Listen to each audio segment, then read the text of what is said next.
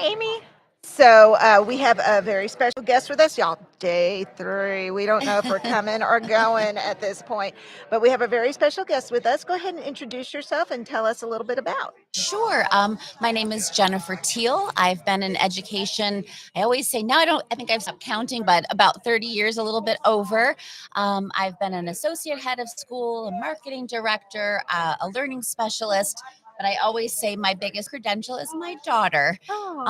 She really is the reason why I got into the field that I'm in now. I was a teacher, and I have two beautiful children. And do you want me to just tell the story You about do what the you two? want to do. So our son, he's now going to be 25. Our daughter's 22.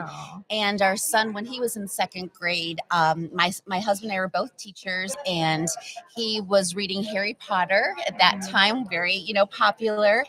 And he was reading it, the series twice. And my husband and I were like, we're such good teacher parents. I get it. So great. And then our beautiful daughter, Rose, 2 years later, she just didn't really have an interest in reading at all. And the school I was, is this normal? Is this okay? And they said, oh, she's fine. She's just going to be a late bloomer. She's super intelligent. And it just wasn't catching on the way that it did with our son. And this was, I think, the telltale sign. And she was getting older now. We're getting now third grade. And I think she was able to get by because she was so bright. She was self-accommodating, which I know now. And so we were doing our sight word bingo. And one of the words, it was the, and she read it to her. And I thought, something's going on there. Yeah. A shift. And I am also, my master's degree is from Teachers College, Columbia University, which I absolutely loved. I still, love it to this day. I learned so much there. Right. And part of my degree is in teaching and curriculum design. So I thought I just have to see how we can teach our daughter, because none of the traditional methods in the school were working. We always loved her teachers. We loved her school. So I just started to research, and that's when I found Orton Gillingham. And we homeschooled her. I homeschooled her for a year in fifth grade. The first day of school, she cried, I cried. This is it for us. However, it really ended up changing her life and then mine, because I saw how that beautiful phonics program worked. And she then eventually got back into a school. And then I started my own private practice, Hope Center for Learning. I did that for many years. And then and then she went to high school. We were looking for a high school, and they kind of scooped me up there. I missed being with teachers. I missed being with educators. And that's when I became the director of the Learning Lab at Seacrest Country Day School in Naples, Florida. Wow. Which I just loved. And, I really designed that program for my daughter. And that's how I said that every step she's in, I'm in there right with her. And I learned so much from her and how she learns. And yeah, it's just very nice. So are you at Seacrest presently? I am not. I'm at the Gow School. You're at Gow now. Yes, So tell us a little bit am. about your journey with Gow. You went from Florida up to New York. Well, I am a native Buffalonian, so a big part of my family is in Buffalo, and so I've had my eye on the Gow School for a long time, even before I knew that my daughter was dyslexic. And it was one of those times that it was just she's in college now. She's at SUNY Geneseo.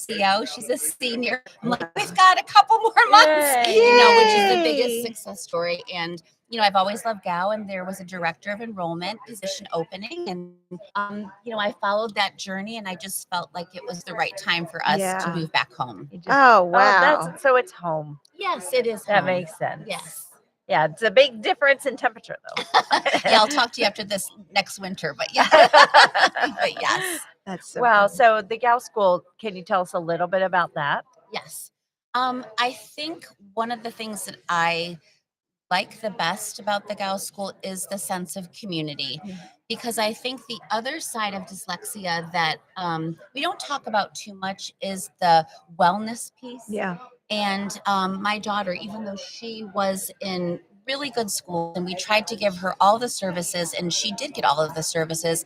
I think that sense of belonging that she didn't have, Yeah. especially in middle school, I always say to parents that was the hardest time for Middle my school. daughter. Yep. Yeah. And it was like the dyslexia actually was not the predominant thing that we were focusing on. It was that she felt good about herself. Right. And what I see about the Gauss School is this beautiful sense of community, because these children are so bright, Mhm. and they have all of their tools that they need so that they can be themselves, and they Yeah. don't have to focus, especially in those years. I love to see them arm in arm with each other. It's just that sense of belonging is incredible. So if we have parents that are listening and they're interested in getting more information about GAL, where would they go besides Googling it? Oh, well, they could always, they can contact me personally. I'm Uh-huh. the director of enrollment management. Okay. Did you want me to give Yeah, my? that'd be Okay, so great. it's J Theel, Theel at gao.org. Okay. That goes directly to me. And I'm always so happy to talk to parents because I know that journey so personally. And I know Yeah. how important it is to find the right fit and match for your child. I Right. think that's what matters to me most, Yeah. really, as an educator, as a teacher, as a enrollment person, is that you find the right match for your child. Right. So And I'm Miguel? really I'm really happy to go through that with them. The Gal School is strictly for dyslexics, right? Yes, dyslexia and other language-based other learning okay, differences, yes, okay. which often includes ADHD, because Right. we share so many of those Yep. things in I always common. say dyslexia doesn't come alone to the party. No, it doesn't. No, no, it doesn't. Yes.